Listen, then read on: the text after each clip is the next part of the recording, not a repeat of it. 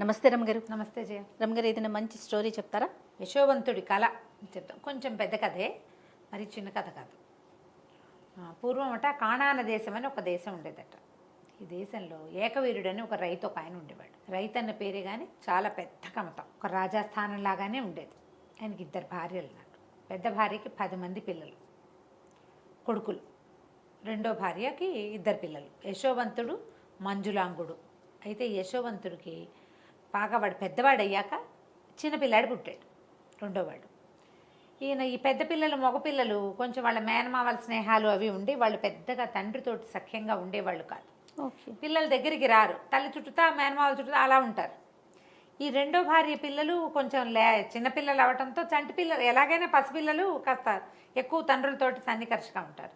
ఈయనకి రెండో భార్య పిల్లలంటే చాలా ముద్దు. ఈ యశోవంతుడు కొంచెం ఉత్సాహపరుడు. పడుకుని ఏదైనా కల వస్తే నాకు ఇలా కల వచ్చిందని చెప్పేవాడు. అయితే ఒకసారి ఏమైందట, వీళ్ళు చాలా పెద్ద గొడ్ల మంద ఉంది, పశువుల మంద. వీళ్ళకి రైతు కదా. ఈయన తన పశువుల్ని మేపే మైదానంలో గడ్డి తగ్గిపోతుంటే ఆయన ఏమన్నట్ట, ఒరే నాయనలారా, మీరు పశువుల్ని తీసుకెళ్ళండి, పెద్ద మందాన్ని పట్టుకెళ్ళిపోండి, చిన్న మందాన్ని నాకు వదిలిపెట్టండి, మరి ఇక్కడ గడ్డి తగ్గిపోయాక చిన్నపిల్లల్ని తీసుకుని నేను వస్తాను, మీరు ముందు పెద్ద మైదానాల వైపుకి వెళ్ళిపోండి అన్నారు. పాతకాలంలో అలా చేసేవాళ్ళు. ఇప్పుడు కూడా మేకల మందల్ని వాటిని తోలుకుపోతారు. మనం కొండపాలెం సినిమా చూసాం. కొండపాలెం సినిమాలో అలాగే కదా, మేకల్ని గొర్రెల్ని వాటిని మేపడానికి కొండల మీదకి తీసుకుంటారు. అవి బాగా బలిసాక అమ్ముకుంటారు. వాటి కాపలా కాసుకోవటం అవన్నీ వాళ్ళదే పూచి. 10 మంది మగపిల్లలు, పెద్దవాళ్ళే.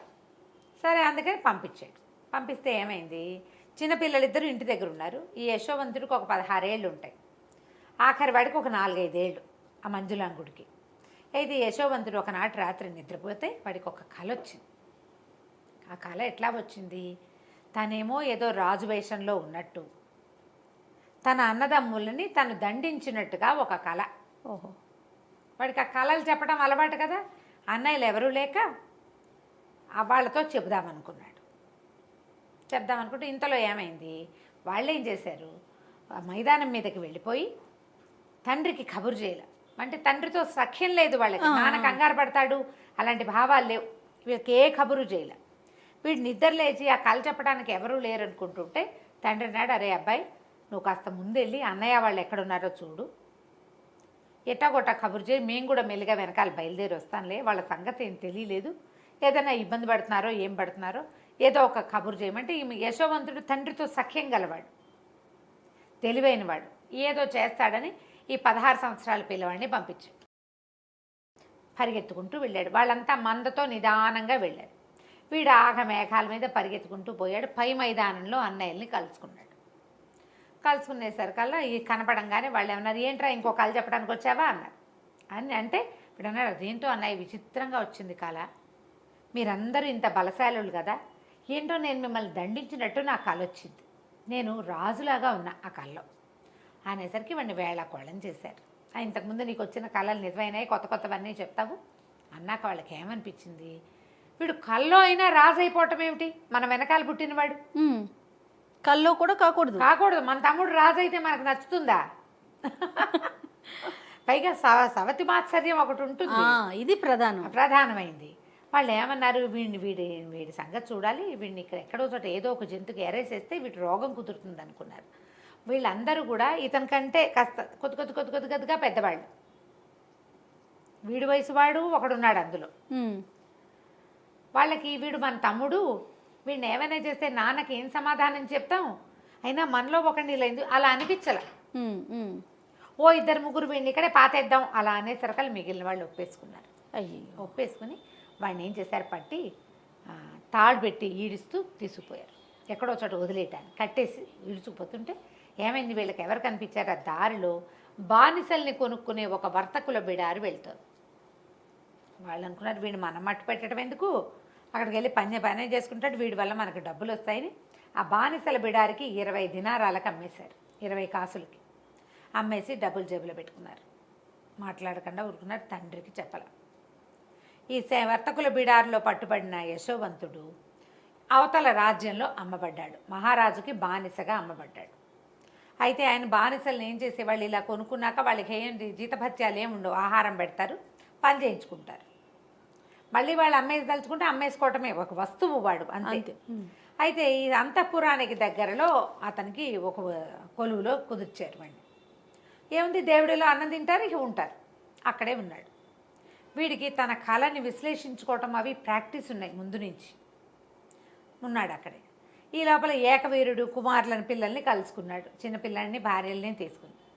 యశోవంతుడు ఏడంటే ఏడి అన్నారు. మమ్మల్ని చూసి వెనక్కి వచ్చేసాడు, మాకు తెలియదు అనేసరికల్లా అయ్యో చిన్నపిల్లాడిని క్రూర మృగాల బారిన పడేసేసారని ఆ పిల్లవాడి మీద బెంగతోటి చిక్కి శల్యమైపోయాడు తండ్రి. పంచప్రాణాలు ఈ చిన్నపిల్లాడి మీదే పెట్టుకుని బతికేవాడు. కొంతకాలం గడిచింది. అయితే యశోవంతుడు చేరిన రాజ్యంలో రాజుగారికి ఒకనాటి రాత్రి ఒక కల వచ్చింది. చాలా విచిత్రమైన కళ. ఆయన ఎందరికో చెప్పాడు. ఆ కళ తాలూకు ప్రాఫెసీ ఇప్పుడు దీన్ని విశ్లేషణగా చెప్పగలిగిన వాళ్ళు ఎవరు కనపడలే ఆయనకి. ఎవరెవరినో రప్పించాడు. ఆ కళ ఏమిటి, ఒక పెద్ద ప్రవాహం ఈయన రాజ్యానికి ఆనుకొని ప్రవహిస్తుంది. అందులో ఇంచి 7 ఆవులు గట్టెక్కాయి. 7 ఆవులు ఎంత పుష్టిగా ఉన్నాయో, పెద్ద పెద్ద పొదుకులు, పెద్ద పెద్ద ఆవులు, ముట్టుకుంటే జారిపోతాయి చేతులు, ఈగబడితే జారేంత నున్నగా ఉన్నాయి. ఈ 7 ఆవులు మైదానం వైపుకి వచ్చి నుంచున్నాయి. ఇంతలో మైదానంలో నుంచి 7 బక్క చిక్కిపోయిన ఆవులు వచ్చినాయి. చూస్తూ ఉండగానే ఈ బక్క ఆవులన్నీ కలిసి ఈ పుష్టిగా ఉన్న ఆవుల్ని మింగేసాయి. వింతగా లేదు కళ. ఈ వింత కళని ఆయన ఎందరికో చెప్పాడు. పుష్టిగా ఉన్నాయి ఆవులు అనగానే గోదర్శనం మంచిది, కాబట్టి గోవుని తినేయడం మంచిదని ఎలా చెప్తాం? పోనీ గోవుని పులో సింహమో కాదు, గోవే తినటం. దాంతో జనాలు ఎవరు చెప్పలేకపోయారు. అయితే ఆయన మాట్లాడుతూ ఉంటే అది తెలియండి అన్నాడు వీడు పక్కన నిలబడి. ఆయనకు అర్థం కాలే, ఏమిట్రా అన్నాడు. అనేసరికి మీకు వచ్చిన కళ మన పరిస్థితిని సూచిస్తోంది ప్రభు అన్నాడు.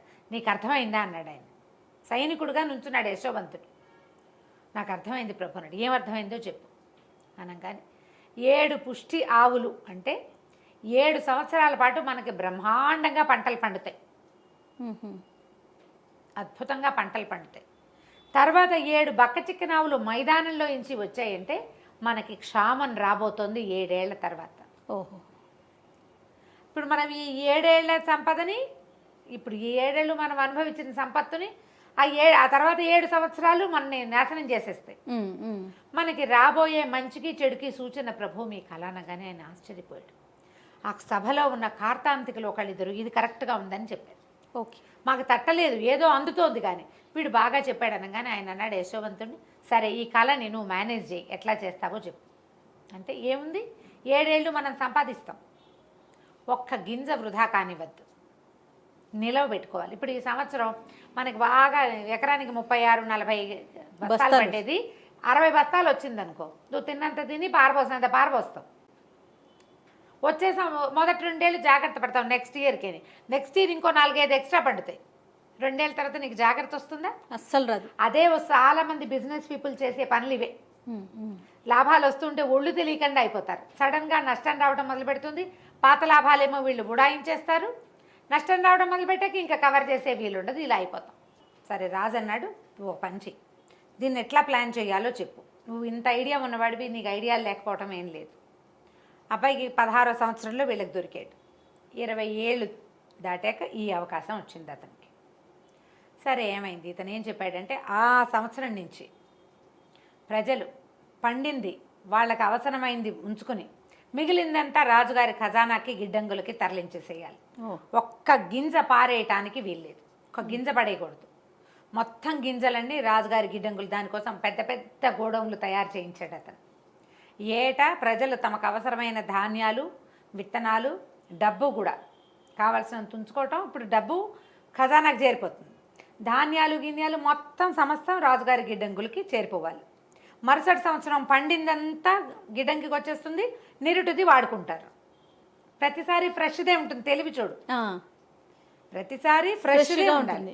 అంతేగాని 7 ఏళ్ల క్రితం నిలవబెట్టింది 7 ఏళ్ల తర్వాత అదేం పని చేస్తుంది? ఆ గింజ పని చేయదు, ఇంకా తపాతాలు వచ్చేస్తాయి అందులో. అవునవును. ఈ నిలవ పెట్టిందే మీరు వాడుకోవాలి తప్ప ఫ్రెష్ది మీ దగ్గర ఉండడానికి వీల్లేదు అని చెప్పి ఇక నిలవలు విపరీతమైన నిలవల్లోకి వచ్చేసారు వీళ్ళు. ఈ 7 ఏళ్ల తర్వాత పంటలు పండటం స్లో అయిపోయింది. ఈ మొత్తం ఈ దేశానికి చుట్టుపక్కల అన్ని దేశాలలోనూ కూడా క్షామం వచ్చేసింది.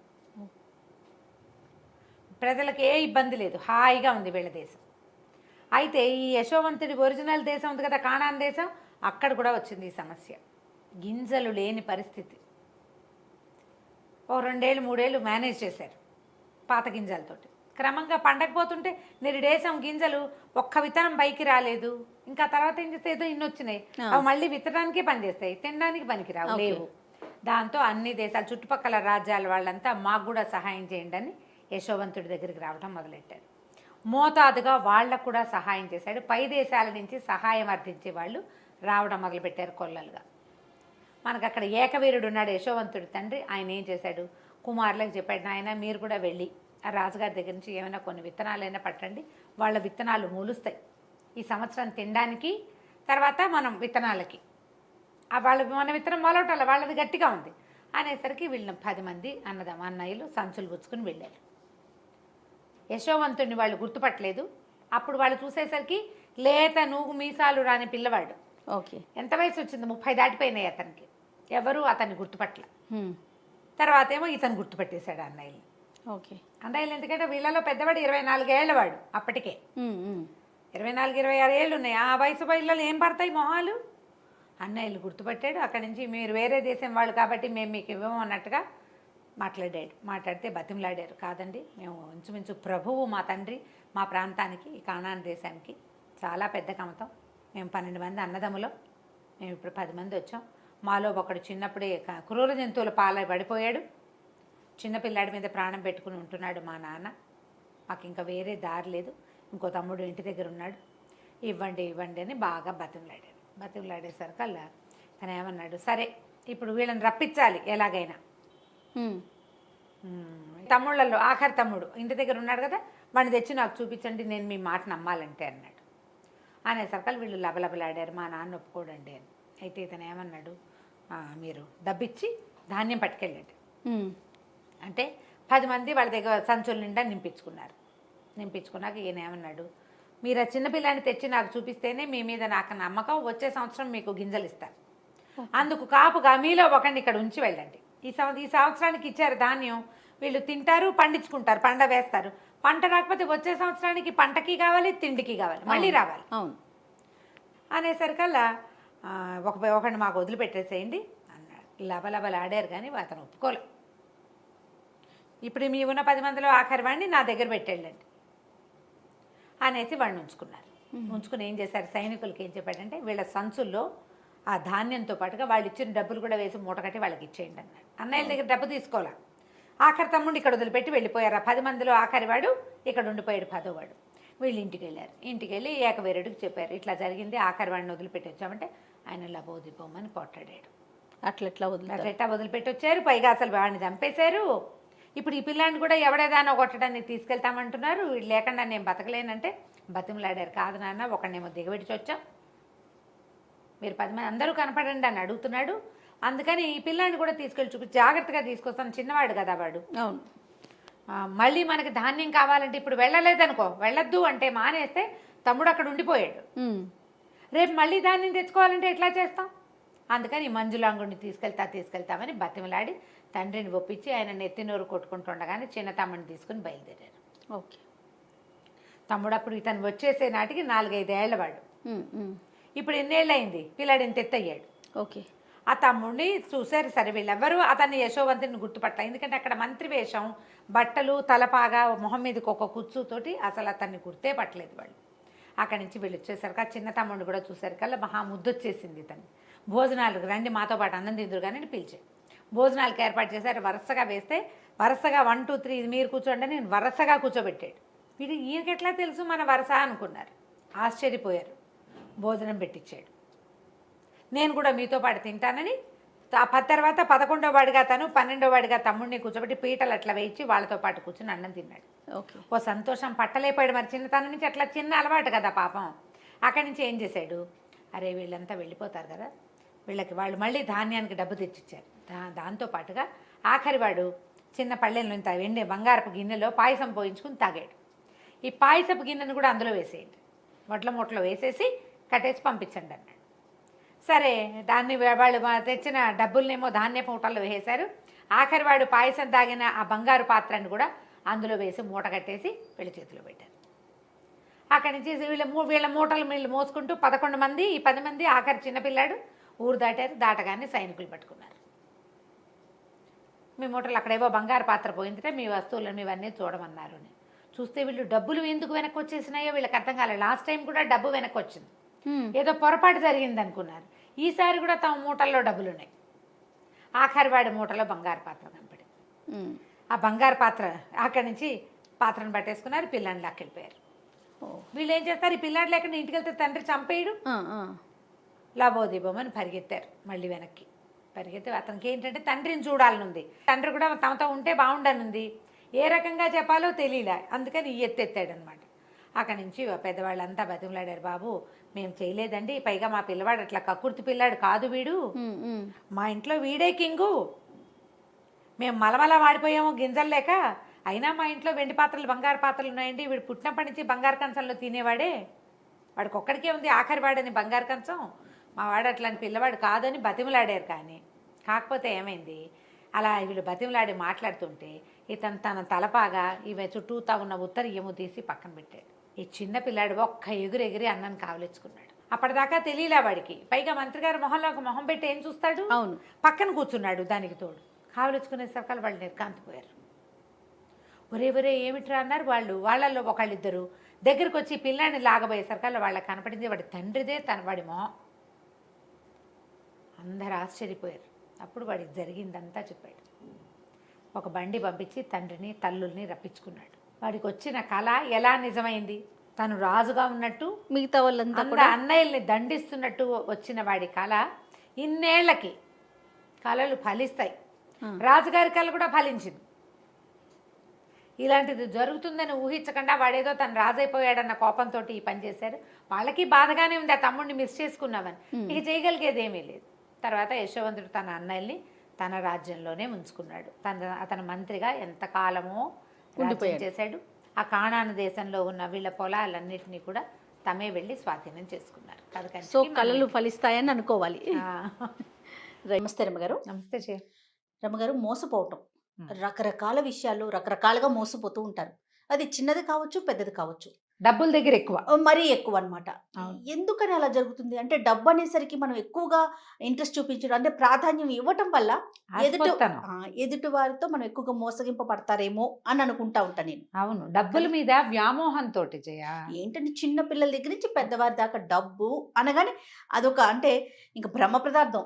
అదే కదరమ్మ గారు. అంతే, దాని మీదే ఆసక్తి ఉంటుంది.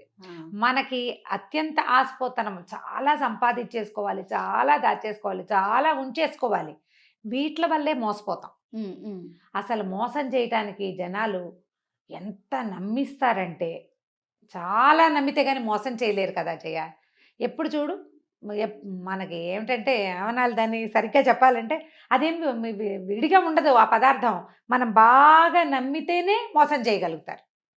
మనం ఎవరిని బాగా నమ్ముతాం, బాగా ఎస్టాబ్లిష్డ్గా ఉన్న వాళ్ళని కదా. వీళ్ళ దగ్గర నుంచి ఒకళ్ళు చిట్ ఫండ్ కంపెనీయో, ఓ కంపెనీయో, ఓ ఉద్యోగాలు, ఏవో ఒక 25-30 మందికి ఉద్యోగాలు ఇచ్చారనుకో, అప్పుడు వాళ్ళందరికీ ఉద్యోగాలు వచ్చినాయని మనం కూడా నమ్ముతాం. లేకపోతే వాళ్ళందరూ బాగా డబ్బులు వచ్చి ఏదో చేసేసుకుంటున్నారని, ఈ బిజినెస్ చేస్తే వాళ్ళంతా సంపాదించేసుకున్నారని. ఈ మోసం చేసేవాడు ఏం చేస్తాడు, సాధారణంగా బాగా ఎస్టాబ్లిష్ చేస్తాడు, 2-3 ఏళ్ళు నమ్మిస్తాడు. జనాలు నమ్మిన కొందికి వాడికి మోసం చేసే అవకాశాలు పెరిగిపోతాయి. అంతే. అందరూ దిగిపోయాక, అన్ని పక్కల నుంచి జనాలు దిగాక, వాడికి సర్ప్రైజ్ మనీ ఏర్పడ్డాక ఎత్తేస్తాడు. వ్యాపారం నడుస్తున్న నాళ్ళు నడుస్తుంది. ఎత్తేదలుచుకుంటే అవతల వాళ్ళ నమ్మకమే వీడి పెట్టుబడి. అంతేగా, 100% ఈజీగా మోసం చేసేయచ్చు డబ్బు విషయంలో. చిన్నవి, ఓ 100 రూపాయల నోటు కింద పడేసి ఇది మీదేనా అని అడిగి, అలాంటి చిన్న మోసాలు. సినిమాల్లో ఇలాంటి ట్రిక్కులు చూస్తూ ఉంటాం. అక్కడి నుంచి పెద్దవి, ఇక బిజినెస్లు, బోర్డులు తిప్పేయటాలు, బ్యాంకులు బోర్డులు తిప్పేటాలు, బ్యాంకులనే మోసం చేసేవాళ్ళు. అవును. ఏమిటి తాడిని తన్నేవాడు ఉంటే వాడు తలని తన్నేవాడు ఇంకొకడు. అత్యాశ ఒక కారణం అనుకోవాలి కదా రమగారు? ప్రధానమైంది మనుషులకు ఉండే గ్రీడీనెస్, అత్యాశ, కావాలి ఇంకా కావాలన్న కోరిక. మంచి మంచి కథలు ఉంటాయి జయ వాటి మీద. అవునా? ఆ, ఒకటి చెప్తాం. మోసకారి కథలు ఎన్నో మనకి. చాలా చెప్పుకున్నాం మనము, కానీ కథా సరిసాగరం నుంచి ఒక కొత్త కథ చెప్దాం. తప్పకుండా. ఇంతకుముందు చాలా చెప్పాం కదా. ఒక ఊళ్ళో శివుడు మాధవుడు అని ఇద్దరు ఫ్రెండ్స్ ఉండేవాళ్ళు. పరమ మోసకారులు వాళ్ళిద్దరు. ఇది డైరెక్ట్గా దొంగతనం చేయటం లాంటివి కాదు, మోసం చేసి సంపాదించటం. వాడిమ్మన్నాడని వీడి దగ్గర, వీడిమ్మన్నాడని వాడి దగ్గర చెప్పడం, మాటలతో బురిడి కొట్టించేసేయటం. ఇక వాళ్ళు ఉన్న ఆ రత్నగిరి అనే ఊళ్ళో అందరినీ మోసం చేశారు వాళ్ళు. ఏదైనా పెద్ద ఎత్తున జరిపి ఏం చేసేవాళ్ళు, వీళ్ళు రోజువారీ హాయిగా తినడానికి, తిరగడానికి, ఆడుకోవడానికి సంపాదించుకునేవాళ్ళు. సంసారాలు లేవు, కుర్రాళ్ళు.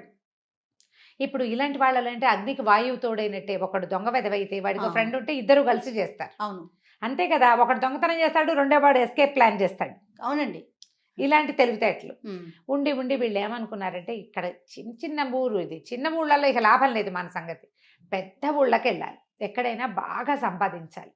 అయితే ఎవరిని బురిడి కొట్టించాలి అని ఒక రెక్కీ నిర్వహించుకున్నారు వాళ్ళు. ఆ నిర్వహించిన రెక్కీలో ఉజ్జయిని రాజపురోహితుడు. ఉజ్జయిని నగరం చాలా పెద్దది. రాజపురోహితుడికి రాజుగారి దగ్గర బోలెడంత మంచి పేరు. పైగా అతను బాగా సంపాదించాడు. 7 కుండల బంగారు నాణ్యాలు ఉన్నాయి అతని దగ్గర అని ఊళ్ళో చెప్పుకునేవాళ్ళు. మహాగ్రీడి, పిసినారివాడు. పావలా కూడా పోనిచ్చేవాడు కాదు. ఓ కూతురుంది, పిల్లకి పెళ్లి చేయలేదు. మహా డబ్బు పిచ్చి ఆయనకి. అతన్ని మోసం చేయాలి, కొడితే ఏనుగు కుంభస్థలాన్ని కొట్టాలి. సరే, వీళ్ళిద్దరూ ఏం చేశారు, మంచి ప్లాన్ వేసుకుని ఉజ్జయిని నగరానికి వచ్చారు.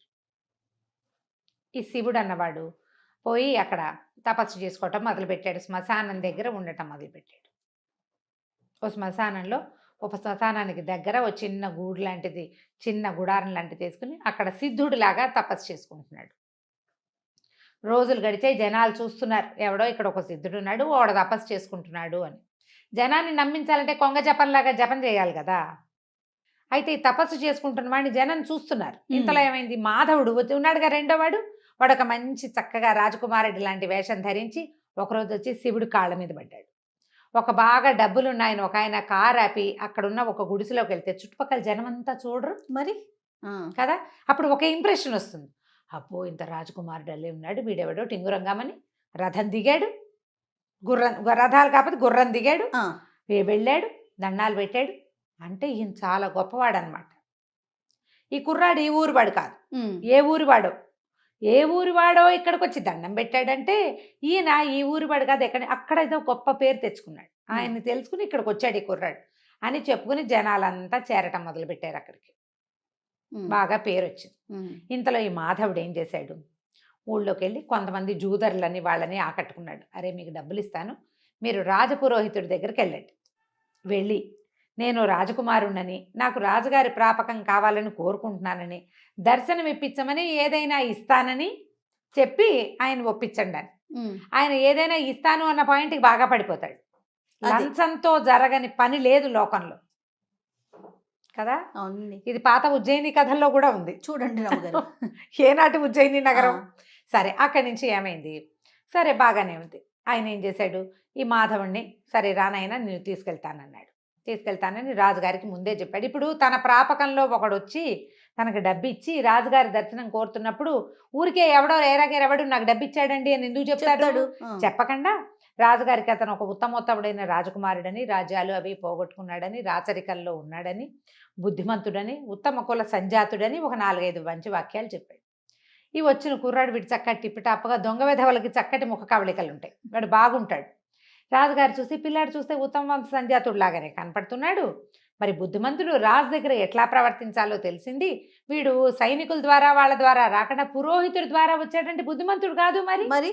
అందుకని రాజుగారు ఏం చేశారు, ఏదో ఉద్యోగంలో పెట్టుకుని తాను ఉంచుకున్నారు. ఆ స్థానంలో ఉండునైనా ఇక్కడే రాజ్యం అవి, లేకపోతే నువ్వు కూడా మాలాగానే క్షత్రియుడివి, నన్ను ఆశ్రయించి వచ్చావని రాజు తన దగ్గర ఉంచుకున్నాడు.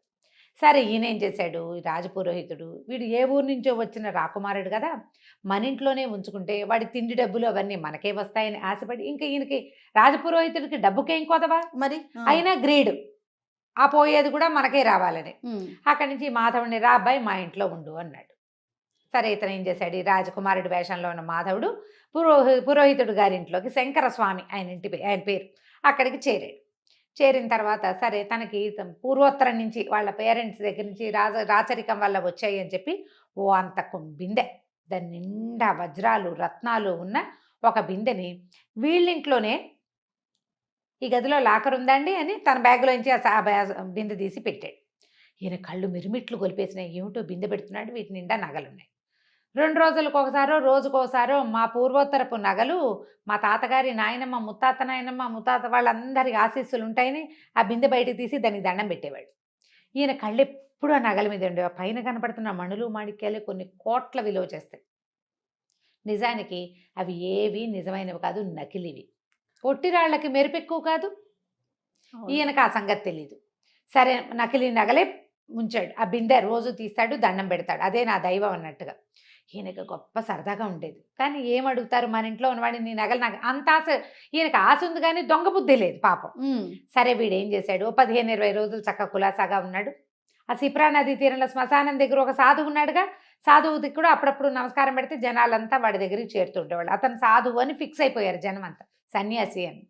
ఇతను ఏం చేశాడు, ఒక 20 రోజులు గడిచాక శుభ్రంగా 20 రోజులు తిన్నాడు. వెళ్ళి ఇంట్లో రాజస్థానానికి వెళ్ళి ఉద్యోగం చేసుకునేవాడు. మెల్లిగా అన్నం తింటాం మానేశాడు, చిక్కిపోవటం మొదలుపెట్టాడు. డైటింగ్ చేస్తున్నాడు అనమాట. చూసిన వాళ్ళంతా ఏమిటైనా చిక్కిపోతున్నావు, వచ్చినప్పుడు చక్కగా పుష్టిగా ఉండేవాడివి అని అడగటం మొదలుపెట్టారు. 15 రోజులు లేకవాడు ఇట్లా అయ్యాడు. దేవుడా అని నీరసంగా ఏమన్నాడు, నాకు అగ్నిమాంద్యం పట్టుకుందండి, బతకనో ఏమిటో నేను. మా తాత కూడా ఇలాగే చచ్చిపోయాడండి, మా ముత్తాత కూడా ఇలాగే అయిపోయాడు, నాకు కూడా అగ్నిమాంద్యం పట్టుకుంది కాబట్టి బతకను నేను.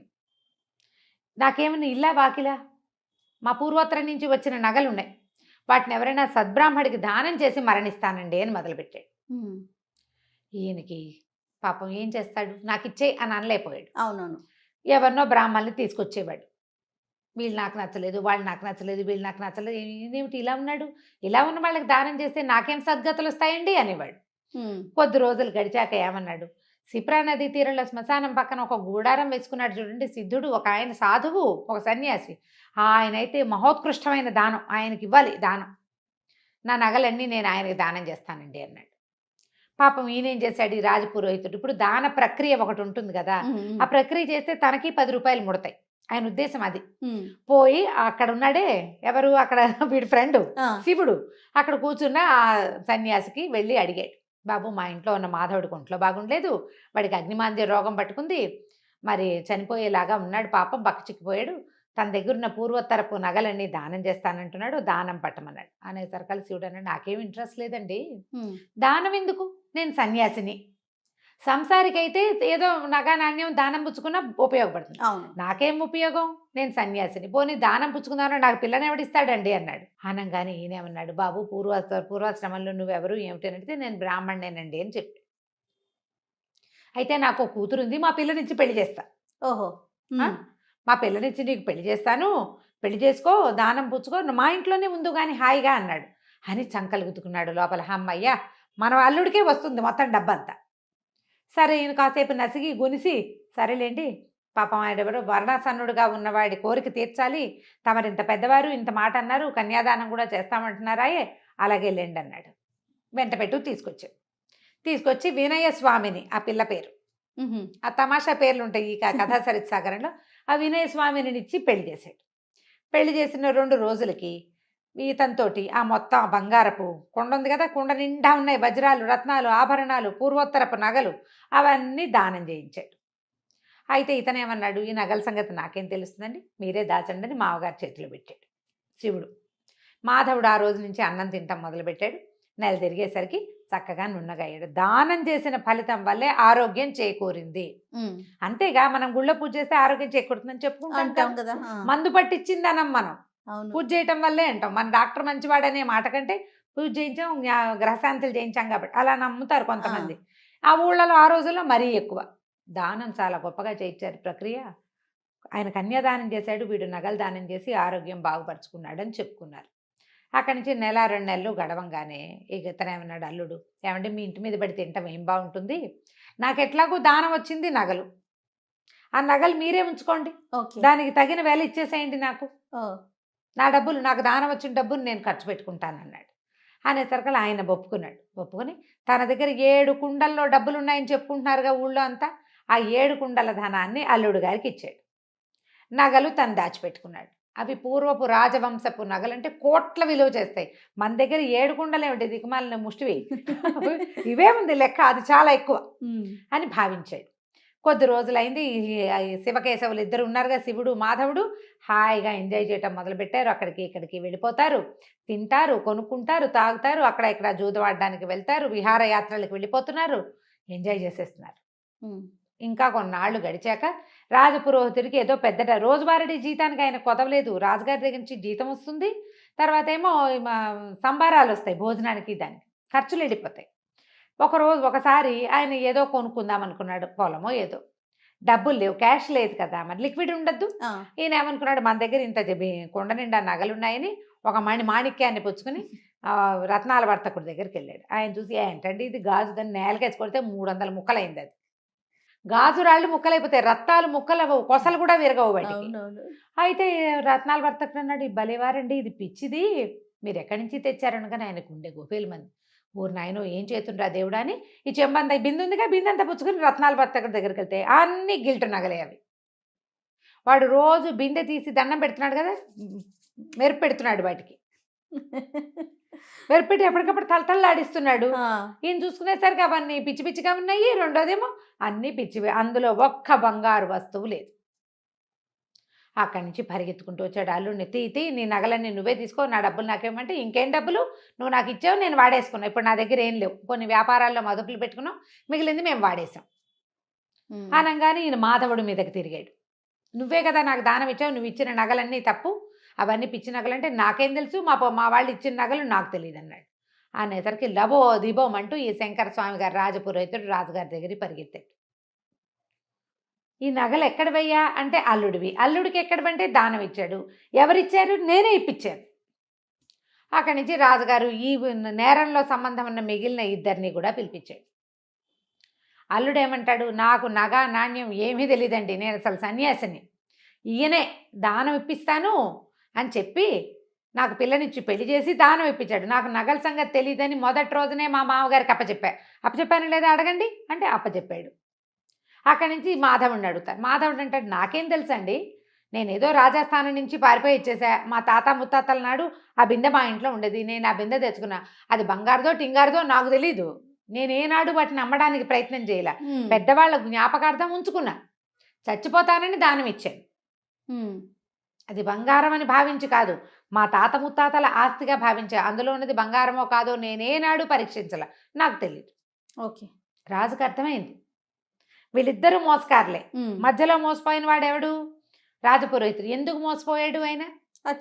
కేవలము రాజపురోహితుడి యొక్క లోభబుద్ధి వల్ల, ఆ కావాలన్న ఆశ కొద్దీ, నాకు మగపిల్లలు లేరు, నాకు డబ్బులు ఎందుకు, పిల్లకి పెళ్లి చేస్తే దాని దారిన వెళ్ళిపోతుంది అన్న ఊహ చెయ్యకుండా, నిత్యము రాజస్థానంలో మంచి పదవిలో ఉండేవాడిని, నాకు డబ్బాస ఎందుకు అనుకోలే, కట్టుకుపోతానా దీన్ని అనుకోలే. చివరికి ఏమైంది, ఆయన ఎప్పటి నుంచో దాచుకుని సంపాదించింది మొత్తం ఊడాయించేశారు. గట్టిగా అడిగితే నీ పిల్ల నాకు వద్దు వెళ్ళిపోతానంటాడు అల్లుడు. ఏం చేస్తారు? నోరు గట్టిగా మూసుకుని రాజుగారు కేకలేశారు, అబ్బాయిలిద్దరిని వదిలేశారు. వాళ్ళు హ్యాపీగా ఎంజాయ్ చేశారు. తర్వాత ఇట్లాగే కథలు నడుస్తూ ఉంటాయి. మనం ఆశ పడితేనే మోసపోతాం, అత్యాశ పడకపోతే ఎప్పుడూ జీవితంలో మోసపోము. ఆశ పడటం వరకు ఓకే అనిపిస్తుంది, అత్యాశ దెబ్బ మామూలుగా మనకి జీవితం మీద ఆశ ఉండాలి కదా జయ. ప్రతి విషయం మీద కూడా ఇది తీసుకుంటే ఇది చేస్తే మనకు బాగుంటుంది. మనకు ఆల్రెడీ చాలా బాగుండి ఇంకా ఏదో కావాలనుకుంటే, నీ ఏదో కావాలనే ఊహనే అవతల వాళ్ళు క్యాష్ చేసుకుంటారు. ఈ రోజుల్లో ఎక్కువ చూస్తున్నాం కదా రమ్మగారు, చిన్నవే మోసాలు చేయ, చిన్న ఆన్లైన్ మోసాలని. అబ్బబ్బబ్బా, ఏంటి రమ్మగారు, బంగారానికి మెరుగు పెడతామని రావటం, మొత్తం వలిసి వాడి చేతిలో పెట్టడం, లేకుంటే మీరు ఒక 100 రూపాయలు పెట్టుబడి పెట్టండి మీకు అది 150 అవుతుంది అనగానే ఎలా 50 రూపాయలు. అది చెప్తున్నావు జయ. కోటీశ్వరులు ఒక లేడీని నమ్మి ఇంకా ఎక్కువ వడ్డీ కోసం, మరి ఆవిడ ఎన్ని కోట్లకి కుచ్చుటోపి పెట్టి, వాళ్ళకి డబ్బులు తక్కువ చూడండి, ఆ కోట్లకి ఇంకా కోట్లు రావాలంటే అత్యాశ కాదు. హాయిగా ఉన్నది ఎంజాయ్ చేస్తే సరిపోతుంది. అది ఎంజాయ్ చేయలేరండి, చేయలేక చేయలేకపోతారు రమ్మగారు. చేయలేరేమో మరి. ఇప్పుడు ఈ పైనుంచి వచ్చింది మాత్రం ఎలా ఎంజాయ్ చేస్తావు? నువ్వు ఉన్నదే నువ్వు దాచుకోలేకపోతుంటే. ఎక్కడికెక్కడికో ఊహించుకుంటారండి, ఊహించుకుంటారు. తరతరాలు కూర్చొని తినాలని అనుకుంటారేమో బహుశా. రైట్ రామ్ గారు, దాని చాలా మీద కూడా మళ్ళీ మంచి కథ ఉంది, చెప్దాం మళ్ళీ. అవునా, తప్పకుండా. రైట్ రామ్ గారు, నమస్తే. నమస్తే జయ. నమస్తే రమ్మ గారు. నమస్తే జయ. రమ్మ గారు, ఏదైనా మంచి స్టోరీ చెప్తారా? సుకేసిని కథ చెప్తా. సుకేసిని మళ్ళీ తమాషాగా ఉంది. ఓకే. మన మాణిక్య ద్వీపం అని ఒక ద్వీపం ఉండేదట పూర్వం. ఓ రాజుగారికి రాజ్యం చేసేవారు. ఆయనకి లేక లేక ఒక కూతురు పుట్టింది. ఆ పిల్లకి కొంచెం తమాషాగా ఉండేదట జుట్టు, బంగారపు రంగు కేశాలు ఉండేవి. ఎంత అందంగా ఉందో, భలే బాగుండేది పాప. అమ్మాయి జుట్టు మరీ అందంగా ఉండేది, వెనకాలకంతా ఉంగరాలు తిరిగి ఉండేది, ముందు వైపు కొంచెం గోల్డెన్ ల్యాక్స్ ఉండేవన్నమాట. ముందు ఉన్న జుట్టు బంగారపు రంగు ఉండేది. రాగి రంగు ఉంటే ఒక రకంగా ఉండును, ఈ బంగారపు రంగు ఉండేసరికల్లా ఏదో వింతగా ఉందని అమ్మాయికి సుకేసిని అని పేరు పెట్టారు. పిల్ల వయసు వచ్చే కొందికి కొంచెం అందంగా తయారైంది. 16 ఏళ్ళు వచ్చినాయి అనుకుంటా. కాస్త యుక్త వయసు అయిన తర్వాత ఒకసారి ఒక బిచ్చగత్తెగా కనపడిన ఒక మంత్రగత్తెని చూసింది ఈ పిల్ల. చూసి చాలా వికృత రూపంతో ఉంది. మామూలుగానే కాస్త బాగున్న పిల్లలు ఇదేంటి ఇలా ఉంది అలా అనేస్తారు. ఈ అమ్మాయి ఆ బిచ్చగత్తెని చూసేసరికల్లా ఒక చీదరించుకుని ఇంత వికృతంగా ఉంది బాబోయ్ కళ్ళు అని కళ్ళు మూసుకుందట. మూసుకునేసరికల్లా బిచ్చగత్తె కాదు, మంత్రగత్తె. ఓహో, అదేముంది, ఏమిటి నీ జుట్టు చూసుకుని నీ పొగరా, నువ్వు అందంగా ఉన్నావు, మీ అమ్మ నాన్న అందంగా ఉన్నారు, నీకు అనుపానాలన్నీ కుదిరి అందంగా ఉన్నావు, నువ్వు మంచి బట్టలు వేసుకున్నావు, నగబెట్టుకున్నావు, అందరికీ భగవంతుడు అది ఇస్తాడా? ఎవడి రూపం వాడేది కదా. బాడీ షేమింగ్కి పాల్పడిందని తిట్టి నీ జుట్టును చూసుకునే నీకు గొప్ప, ఒక్క వెంట్రుకు లేకుండా రాలిపోతుందని చెప్పించి. అయ్యయ్యో. చూస్తుండగానే పిల్ల నెత్తి మీద జుట్టు అంతా రాలిపడిపోయి గుండు అయిపోయింది. అయ్యో. 14-15 ఏళ్ల పిల్లకి గుండు తీయించుకుంటే వేరే రకం, దాన్ని జుట్టు చూసే గర్వించే దానికి జుట్టు ఊడిపోతే ఇంకేముంది? ఎట్లాగా? ఇక పిల్లలు అబోదివో ప్రజలందరికీ నవ్వొచ్చింది గుండుతో ఉన్న పిల్లని చూసేసరికి. ఆ కాలంలో ఆడపిల్లలు జుట్టు తీయటాలు అవి లేవు. పైగా ఇత మొత్తం మొహం మీద చర్మంలాగా తల మీద చర్మం కూడా అయిపోయింది, వెంట్రుకే లేదు. ఇక ఆ పిల్ల విపరీతంగా ఏడ్చింది, బయటకు వచ్చేది కాదు, లోపలే పడి ఉండేది. అయితే ఈ రాజపురోహితులు వాళ్ళు ఏమన్నారంటే, అమ్మ ఏదైనా సాధన చేసి చూద్దామన్నారు. ఇక మంత్రశాస్త్రవేత్తల్ని వాళ్ళని వీళ్ళని గురువుగారులని ఎంతమందిని పిలిచారు. ఎవరిని పిలిచినా ఏమీ జరగల, ఒక్క వెంట్రుక మలవలేదు, గుండుగానేది పిల్ల ఎదుగుతోంది. పిల్ల 16 ఏళ్ళు వచ్చేస్తాయి, 14 ఏళ్ళ పిల్లకి 16 రావడానికి ఎంతసేపు? అక్కడి నుంచి పిల్ల సిగ్గుపడి ఇంకేం పెళ్ళి అవుతుంది, పెళ్ళి అవ్వదు. అసలు ముందు ప్రజల్లోకి రాజుగారికి ఒకతే కూతురు, ఆ అమ్మాయి రాజ్యం చేయాలంటే ఈ గుండేసుకుని ఏం చేస్తుంది, అదో బాధ. సరే ఏం చేసింది, రోజు దైవ ప్రార్థన చేసుకునేది క్రమం తప్పకుండా. బ్రాహ్మణ ఆయన ఒక ఆయన వచ్చి ఏం చెప్పాడంటే, లక్ష్మీదేవిని ప్రార్థిస్తే కనుక మహాసమృద్ధి కలుగుతుంది. ధనం కోసం ప్రార్థిస్తే ధన సమృద్ధి, అన్నం కోసం ప్రార్థిస్తే ధాన్యలక్ష్మి అన్నాన్ని ఇస్తుంది, జుట్టు కోసం ప్రార్థించవమ్మా చక్కగాను అని చెప్పాడు. ఈ అమ్మాయి లక్ష్మీ ఉపాసన మొదలుపెట్టింది. అహోరాత్రాలు లక్ష్మీదేవి పూజే చేయగా ఒకనాటి తెల్లవారుజామున, శుక్రవారం నాడు ఉపవాసం ఉండి జాగారం చేసి, తెల్లవారుజామున అమ్మాయికి పెద్ద మిరుమిట్లు కొలుపుతూ లక్ష్మీ ప్రసన్నం జరిగింది. అమ్మవారు ప్రత్యక్షం అవల, కానీ తెలిసింది వచ్చిందని. వచ్చి ఏం కావాలని అడిగినట్టు తెలిసింది. తెలిసేసరికి ఆ పిల్ల ఒక జుట్టు కావాలన్న ఒక ఉద్రేకంలో ఉంది కదా, ఆ విగ్రహాన్ని కావలించుకుని రోజుకు 2 నా జుట్టు పెరిగిపోవాలమ్మా అని కోరుకుంది. 2 నాకు జుట్టు పెరగాలి అన్న కోరికకి తెల్లవారేసరికి టకా టకా టకా టకా పెరిగిపోవటం మొదలుపెట్టింది. జుట్టు పెరిగిందా, కానీ పెరగటం ఆగల. నాకు మోకాళ్ళ దాకా జుట్టు, నడుం దాకా జుట్టు, పోనీ పాదాల దాకా జుట్టు అన్నా బాగానే ఉంది, అంతటితో ఆగిపోయేది. 2 వేసరికల్లా ఏం చేస్తారు, పిల్లని మించిపోయింది జుట్టు, కత్తిరించారు. తెల్లారేసరికి మళ్ళీ పెరిగిపోయింది. 2 అయిపోవాలి కదా, ఎంత కత్తిరిస్తే అంత. ఇక అదొక ప్రోగ్రామ్ కింద ఈ అమ్మాయి జుట్టు కత్తిరించటము, పైదాకా కత్తిరించేస్తే దానికి డబల్ వస్తుంది, సగానికి కట్ చేస్తే దానికి డబల్ వస్తుంది, 2 ఇంచీలు కట్ చేస్తే 4 ఇంచీలు వస్తుంది. ఇక ఆ జుట్టు పారేయటమే ఒక ప్రోగ్రాము, దాన్ని తగలబెట్టడం, దాన్ని సముద్రంలో కలపడం, గొయ్యి తీసి పాత పెట్టడం. ఇట్ట 2 ఏళ్ళు గడిచినాయి. ఆ పిల్ల ఆ జుట్టు ముయ్యలేక ఇట్ట పడిపోతూ ఉండేది. సరే రాజుగారు ప్రకటన ఇచ్చారు, ఎవరైతే యువరాణి జుట్టు పెరుగుదలని ఆపుతారో వాళ్ళకి అమ్మాయినిచ్చి వివాహం చేస్తామని. ప్రతివాడు వస్తారు, ఏం చేస్తారు, ఇంతలావు జడ, దాన్ని గత్తిరించడం, జడ చూస్తుండగానే టుకు టుకు టుకు టుకు పెరిగిపోతే ఇంత బారుస్తుంది అంతే. సరే కొద్ది రోజులు అట్లా గడిచింది. ఈ లోపల ఏమైందంటే ఒక రణసింహుడు అనే ఒక కుర్రవాడు నేను ప్రయత్నం చేస్తాను అని వచ్చాడు. జనం ఊరికే చూసారు, ఎవ్వరూ ట్రై చేయలే, ఇది భగవద్దత్తమైనది, దానికి ఎవరేం చేస్తారు, అంతే కదా. సరే ఏం చేశాడు, 5-6 సార్లు కత్తిరించి చూశాక అతనికి ఒక ఐడియా వచ్చింది. అయితే ఓ పని చేస్తాను అని చెప్పి తను అంతఃపురానికి బయట నిలబడి ఓ పని చెయ్యి, నీ జుట్టు ఏ టైంలో పెరుగుతోందో తెలుసు కదా నీకు అన్నాడు. తెలుసు ఆ అమ్మాయికి, అమ్మవారు అనుగ్రహించింది కదా అప్పుడు పెరుగుతుంది. ఆ సమయంలో ఓ పని చెయ్యి, జుట్టుని పైన కడ్డీకి కట్టేసి నిదానంగా దిగి వచ్చేసేయి నువ్వు అని చెప్పాడు. జుట్టు ఎంత జుట్టు ఆ అమ్మాయికి మించి 5-6 ఇంతలు ఉంది. కత్తిరించి బిసుకుపుట్టి అట్టగా ఈడ్చుకుంటూ తిరుగుతుంది. ఖాళీ ఉన్నప్పుడు కట్ చేస్తారు, లేకపోతే ఆ జుట్టు పుచ్చుకు తిరుగుతూ ఉంటుంది అట్టగే. ఎవరైనా మోస్తారు ఆ అమ్మాయి జుట్టుని వెనకాల. సరే ఇది చెప్పేసరికల్లా కుర్రాడు, ఈ అమ్మాయి ఏం చేసింది, ఉయ్యాలకి కడ్డీలు వేస్తారు కదా బాల్కనీలో, ఆ బాల్కనీ కడ్డీకి తన జుట్టు కోసని పైకి మూడేసి నిదానంగా తన జుట్టే పట్టుకుని జారి కిందకి రావటం మొదలుపెట్టింది.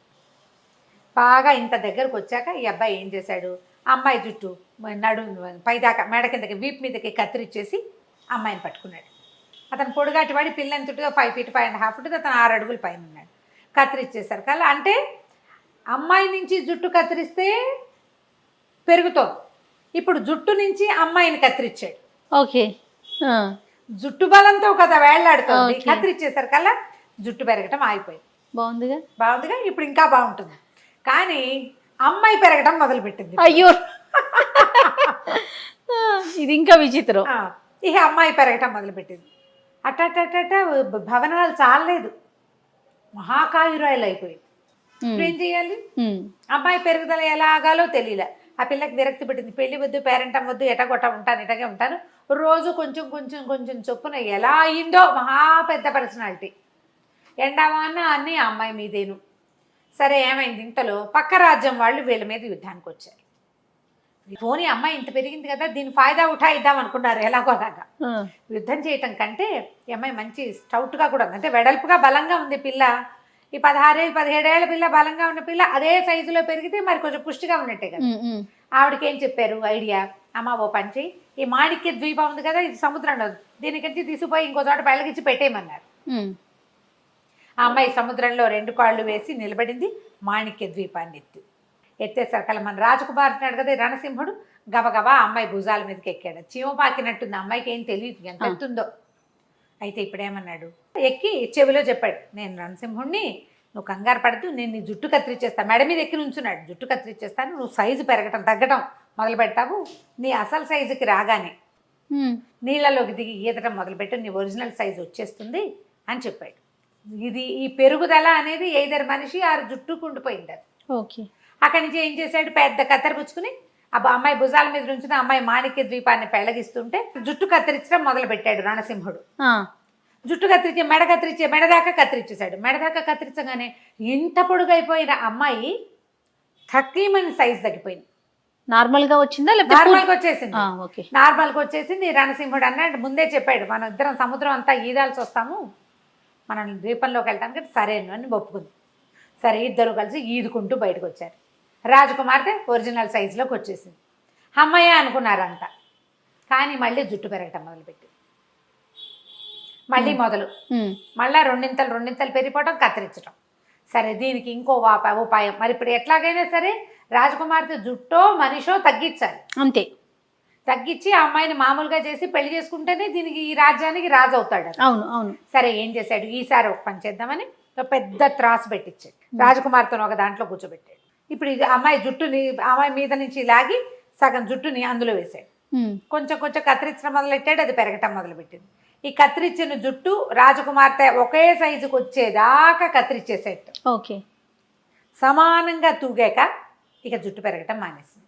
అమ్మాయి పెంచాలో జుట్టును పెంచాలో కన్ఫ్యూజన్ వచ్చింది. ఆ వరానికి అమ్మాయికి పెరుగుదల వరం. ఆ తర్వాత ఇంకేమీ పెరగలేదట. ఎంత తమాషాగా ఉందో చూడు. 50s రాయబడిన కథ జయ ఇది. ఆ తర్వాత ఈ సుకేసునికి సహజంగా అమ్మాయికి ఎంత జుట్టు ఉందో అంత జుట్టే ఉంది. అలాంటి బంగారు ముంగురులే ఉన్నాయి. రణసింహుడును సుకేసిని ఇద్దరు వివాహం చేసుకున్నారు. మాణిక్య ద్వీపానికి రాజు రాణిగా ఎంతో కాలం హాయిగా ఉన్నారు. దీంట్లో లాజిక్లు వెతకండి, సరదాగా ఉండే ఒక పిల్లలకి చెప్పుకునే ఒక కథ అంతే. రైట్. కంచికి మనం ఇంటికి. నమస్తే. నమస్తే రమగారు. నమస్తే జయ. రమగారు, అప్పు ఇచ్చేటప్పుడు లేదా పుచ్చుకునేటప్పుడు సంతకాలని, సాక్ష్యాలని రకరకాల హడావుడి చేస్తూ ఉంటాం. అలా చేసినా కూడా మోసం చేస్తారు, మోసపోతూ ఉంటాం కదా. ఇప్పుడైతే ఇంకా లేటెస్ట్ టెక్నాలజీ, స్టాంప్ పేపర్లని, రిజిస్ట్రేషన్ అని, ఇంకొక సాక్షి అనేసి. ఇదివరకు రోజుల్లో ఎలా ఉండేదండి? ఇలాంటి మోసాలు జరుగుతూ ఉండేవా? ఇలా సాక్ష్యాలు కూడా ఉండేవా రమ్మగారు? సాక్షి ఉండాలి కదా, ఎవరో ఒకళ్ళు మధ్యవర్తులు. మధ్యలో ఒకళ్ళు ఉండి ఒకళ్ళు అప్పిచ్చేవాడు, ఒకళ్ళు తీసుకునేవాడు. ఒక కాగితం రాయించుకోవటము, లేకపోతే ఫలానా వాళ్ళు ఊళ్ళో ఉన్న పెద్ద మనుషులు ఎవరో మధ్యవర్తిగా ఉండటము, మున్సబ్ గారు, కరణం గారు ఎవరైనా మధ్యలో ఉండి ఇప్పించటము, వాళ్ళ మాట నడవాలి కదా, అలా ఉండేది. అయితే అన్ని చోట్ల అలా ఉండదు కదా. ఏదో మనం తెలుసు కదా అని 10, 20, 25 చేబదుళ్ళు ఇవ్వటం అలా చేసేవాళ్ళు ఇదివరకు. ఇచ్చిన వాడు వెనక్కి తిరిగిస్తాడు, ఇవ్వని వాడు ఎగ్గొట్టేస్తూనే ఉంటారు. అలా అదొక పద్ధతి, అదొక పందా మనుషులది. ఇలాంటి దాని మీద ఒక కథ చెప్తాం. పూర్వం ఒక పల్లెటూళ్ళలో నారాయణ శెట్టి గారని ఒక వ్యాపారస్తుడు ఉండేవాడు. ఓ రోజు ఆయన కొంచెం వర్షాకాలం ఎక్కడికో నడిచి వెళ్తున్నాడు. అప్పట్లో అంతా నడకలే కదా. వెళ్తుంటే ఆయనకు కోటయ్య అని ఒక రైతు కనపడ్డాడు. కనపడేసరికల్లా ఏదో పిచ్చాపాటి మాట్లాడుకున్నారు. ఆ కోటయ్య ఏమన్నాడంటే, బాబు వానాకాలం వచ్చేసింది, ఇల్లంతా కురిసిపోతుంది, రూపాయి లేదు, చాలా కష్టాల్లో ఉన్నాను, ఇల్లు కప్పించుకోవాలి మొదట, తర్వాత ఏమో ఇల్లు కప్పటంతో పాటుగా కొంచెం వ్యవసాయానికి కొద్దిగా పెట్టుబడి కూడా కావాలి అని చెప్పి ఒక 200 ఇప్పించండి, వీలు వెంబడి తీర్చుకుంటాను అన్నాడు. అనేసరికి ఈ నారాయణ శెట్టి గారు కొంచెం మెతకవాడు. సరే, ఆ దారిలో నడుస్తూ ఏమన్నాడు, అలాగేలే కోటయ్య, ఎప్పుడు చెల్లేయగలవు చూసుకుని చెప్పన్నాడు. చూస్తుంటే, ఏముంది బాబు, ఈ వ్యవహారం అంతా తెమిలి ఇల్లు కప్పేసుకుంటాము, పొలం పంట వేస్తాను, పంట వచ్చాక మీ డబ్బు మీకు ఇవ్వనా పువ్వుల్లో పెట్టి అన్నాడు. అనేసరికల్లా ఇప్పుడు దారే పోతున్నారు ఇద్దరు ఒక దారిలో. అక్కడ ఎవరుంటారు మధ్యవర్తులు? కాగితాలు రాసుకోవడానికి నువ్వు వాళ్ళ ఇంటికో వాళ్ళు మీ ఇంటికో వస్తే ఏదో కాగితము ఒక వ్యవహారము. రోడ్డు మీద నడిచి వెళ్ళేటప్పుడు కదా ఈయన ఏం చేశాడు, రొంటినున్న నోట్ల కట్టలోంచి 200 రూపాయలు తీసి కోటయ్య చేతిలో పెట్టాడు. నోట్లు వచ్చినాయి ఈ కథ నాటికి. పని చేసుకో, వీళ్ళు వెంబడి తీర్చేసేయి, వడ్డీ ఏం వద్దులే అని చెప్పాడు. వడ్డీ వద్దులే అని చెప్పిన వాడు ఎంత మంచివాడు మరి. సరే, పని అయిపోయింది, వర్షాకాలం పోయింది, తర్వాత కోటయ్య పనులు అయిపోయినాయి. 2 సంవత్సరాలు గడిచినాయి. గడిచేసరికల్లా ఈయన చూస్తున్నాడు, ఎప్పుడో ఇస్తాడని. ఒకనాడు ఒక బజారు వీధిలో ఎదురుపడ్డాడు కోటయ్య. ఈయన అన్నాడు, కోటయ్య, నీ పనులన్నీ అయినాయా, వ్యవసాయం అది బాగుందా అంటే, అన్నీ బాగున్నాయి బాబు, అంతా కులసాబాబు. మరి నా బాకీ ఎప్పుడు ఇస్తావు అన్నాడు ఆయన. ఏం బాకీ అనేసాడు కోటయ్య. అదేమిటి, నేను నీకు 200 ఇస్తుంది కదా నీ ఇల్లు అవి కప్పించుకోవడానికంటే. మీరు ఇల్లు నా ఇల్లు కప్పించుకోవడానికి మీరు ఇవ్వటం ఏమిటండి, మీరైతే నాకేమి ఇవ్వాల, ఒకవేళ కాగితం ఏదైనా రాసుంటే పంపించండి, చెల్లుబాటు చేస్తా అనేసరికి ఆయన శెట్టి గారు ఉన్నాడు, అబ్బాయి మన ఇద్దరం కాగితం ఎక్కడ రాసుకున్నాము, ఆ వాళ్ళు ఎక్కడికో వెళ్తూ కదా మనం మాట్లాడుకున్నాం, నువ్వు అడిగితే నేను జేబులోంచి తీసిస్తాను కాదు నీకు అన్నాడు. అనేసరికి ఏమంటే కాగితాలు లేకుండా ఈ రోజులో ఎవరైనా ఇస్తారండి, మీరు నోటి మాటగా ఇచ్చానని చెప్తున్నారా, పైగా మీరు వ్యాపారస్తులు, అంతెలివి తక్కువగా మీరు నాకు ఇచ్చానని చెప్పడం ఏంటండి, అసలు నేను మీ దగ్గర రూపాయి తీసుకోలేదు, మీరు ఇవ్వాల్సిన అవసరం ఏముంది అన్నాడు. అది పైగా ఇద్దరు ఆయన నిదానంగా మాట్లాడుతున్నాడు, వీడు ఇవ్వదలుచుకోలేదు, అదాటన గట్టిగా అదురుగా మాట్లాడేశాడు. చుట్టుపక్కల జనం చేరేసరికల్లా కోటయ్య ఇంకా ఆదరగండంగా గట్టిగా అతను కూడా, ఈయన ఇచ్చేట నాకు దారేపోతూ ఎవడైనా డబ్బిస్తాడా ఈ కలికాలంలో, కాగితం లేకుండా ఇస్తాడా శెట్టి ఇలా అంటున్నాడు, 200 ఊరికే వచ్చినయ్యా, అది 5 అని అరిచి కేకలు పెట్టాడు. నారాయణ శెట్టి గారు చాలా మృదు స్వభావి, మంచివాడు, కొంతమందికి తెలుసు, అందరికీ తెలిసినా కూడా ఈ కాగితం పత్రం లేకుండా శెట్టి ఎందుకు ఇస్తాడు డబ్బు. కొద్దిమంది అతని పక్షం, కొంతమంది ఈయన పక్షం అయ్యారు. అయితే ఈ జనాల్లో ఎవరో ఒకళ్ళిద్దరు ఏమన్నారంటే, శెట్టి గారు ఎందుకంటే వచ్చే బాధన, మున్సబ్ గారి దగ్గర తీసుకెళ్దాం తగాదాని, ఆయన చూస్తాడు కదా. సరే, అక్కడి నుంచి ఏమైంది, మున్సబ్ గారికి కోటయ్య తెలుసు, నారాయణ నారాయణ శెట్టి శెట్టి గారు తెలుసు. తెలుసు. సరే రేపొద్దున మున్సబ్ గారికి చెప్దామనుకుని ఆ గొడవలోంచి ఆయన లేచి వెళ్ళిపోయాడు. ఇంటికి వెళ్ళి అన్నం తిని పడుకున్నాడు. మర్నాడు పోయి మున్సబ్ గారింటికి వెళ్ళి చెప్పాడు, మేము ఎక్కడికో వెళ్తుండగా ఇట్లా కనపడ్డాడు, ఈ విషయం చెప్పాడు, ఇల్లు కురుస్తోంది, తాటాకు కొట్టించుకుని సిద్ధంగా ఉంది కానీ నాకు డబ్బులు లేవు, ఇట్లా ఇట్లా ఉందన్నాడు, నేను డబ్బు ఇచ్చాను, వీలు వెంబడి తీరుస్తానన్నాడు అని వివరం చెప్పాడు. చెప్పేసరికల్లా ఆయన ఏం చేశాడు, ఈయన పెద్ద మనిషి కదా, కోటయ్య కబురు చేశాడు కానీ కోటయ్య ధైర్యం ఏంటి, కాగితం లేదు, సాక్ష్యం లేదు. లేకపోయేసరికల్లా సరే ఇద్దరు తమ వాదనలు ప్రతివాదనలు మున్సబ గారు కూర్చున్న చిన్న సభ, ఒక 6-7 పెద్దవాళ్ళు, ఊరు జనం కొంతమంది, అతని వెనకాల వచ్చేవాళ్ళు, అతని చుట్టాలు, ఈయన వెనకాల వచ్చి ఈయన దగ్గర పనివాళ్ళు చుట్టాలు చేరారు. గుంపంతా రచ్చబండ దగ్గర చేరతారు చూడు పల్లెటూళ్ళు అంతే. సరే మున్సబ్ గారు అన్నాడు, కాదండి మరి మీరు డబ్బిచ్చేటప్పుడు సాక్ష్యం లేదు కదా, అక్కడ ఎవరు లేరు, ఇంకేముంది, మీరు ఎక్కడ ఉంటున్నారంటే చెట్లు ఉన్నాయండి, దారిలో నడుస్తున్నాం, మర్రి చెట్లు అవి ఉన్నాయి, అయితే సరే మర్రి చెట్టుని సాక్ష్యాన్ని పిలుద్దాం అనేసరికి అందరూ నవ్వారు సభలో వాళ్ళు. మర్రి చెట్టు సాక్ష్యం అంటే ఎందుకుండదు, చెట్టుకు ప్రాణం లేదా అంటే ఉంది, చెట్టుకు ప్రాణం ఉంది కాబట్టి అది పెరుగుతుంది, ప్రాణం లేని చెట్టు ఏమవుతుంది, చచ్చిపోతుంది.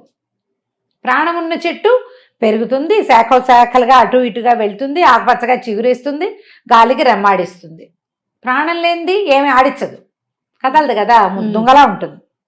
కాబట్టి చెట్టుకు ప్రాణం ఉంది, చెట్టు కూడా సాక్ష్యం చెప్తుంది అని చెప్పి శెట్టి గారు మీరు పని చేయండి, మీరు ఏ చెట్టు దగ్గర డబ్బు ఇచ్చారని మీరు అనుకుంటున్నారో ఆ చెట్టు దగ్గరికి వెళ్ళి రేపు సభలో సాక్ష్యం చెప్పడానికి రమ్మని చెప్పిరండి అంటే సరేనండి అని నారాయణ శెట్టి గారు నడుచుకుంటూ పోయేసరికల్లా ఎప్పటికీ రాల. ఈ మున్సబ్ గారు అన్నాడు, ఏమిటి శెట్టి గారు ఇంకా రాలేదు, ఇంతసేపు అయింది అనగానే ఈ కోటయ్య అన్నాడు, ఎక్కడండి ఆ పొలం గట్టు చెరువు గట్టు అంతా నడిచెళ్ళద్దా, చెరువు గట్టు అంతా నడవాలి, అసలే వర్షాకాలం బురదగా ఉంది, ఈ బురదలో ఆయన నడవాలి, ఆ ముందుకెళ్ళాలి, తోపులోకి వెళ్ళాలి, తోపులో తాడి చెట్ల మధ్యలో ఉన్న మర్రి చెట్లని, అసలు మర్రి చెట్టు ఏదో ఆయన గుర్తుపట్టాలి, ఓ సమయం పట్టదు మరి అన్నాడు. ఆనంగాని మున్సబ్ గారు లేచి చేతిగారితో పెడేయాలమని ఒకటి కొట్టాడు కోటయ్య. దొంగ వెధవా, ఆయన నీకు ఎక్కడ డబ్బు ఇచ్చాడో నీకు తెలుసు, అసలు మర్రి చెట్టు ఏదో తెలుసు, నువ్వు డబ్బు తీసుకుని మోసం చేస్తున్నావు, ఇలా చేస్తున్నావు. జనం అందరికీ అర్థమైపోయింది ఏం జరిగింది. 2 దెబ్బలు కొట్టేశాడు ఆయన. పెద్ద మనిషి నీ అవసరానికి నోటి మాటకి డబ్బిస్తే నిన్న ఆయన్ని రోడ్డు మీద అల్లరి చేసి ఇవాళ తీర్పు కూడా తీసుకొచ్చావు నువ్వు. చెప్పేసిందిగా మర్రి చెట్టు సాక్ష్యం అంతే. ఆయన తిరిగి వచ్చేసరికల్లా కోటయ్య చెవులు 2 పుచ్చుకుని గొంతు కూర్చుని ఉన్నాడు రోడ్డు దీని మీద రచ్చబండ దగ్గర. తప్పు చేసిన వాళ్ళకి వేసేసి 200కి ఈ 2 సంవత్సరాలకి వడ్డీ కట్టించి ఇచ్చారు. అతను ఆయన ఏమన్నాడు మొదటగా శెట్టి గారు, వడ్డీ వద్దన్నాడు. ఇప్పుడు వడ్డీతో సహా కట్టించారు. పరువు పోయింది. ఊళ్ళో కోటయ్య అడిగితే ఇవ్వద్దు అన్న కాగితం రాయించి వాళ్ళ గోడ కట్టించేశారు. కోటయ్యకి అప్పు ఇవ్వకూడదు. కథ కంచికి మనం భలే ఉండి రమ్మగారి స్టోరీస్ మాత్రం. నమస్తే అండి. నమస్తే జయ.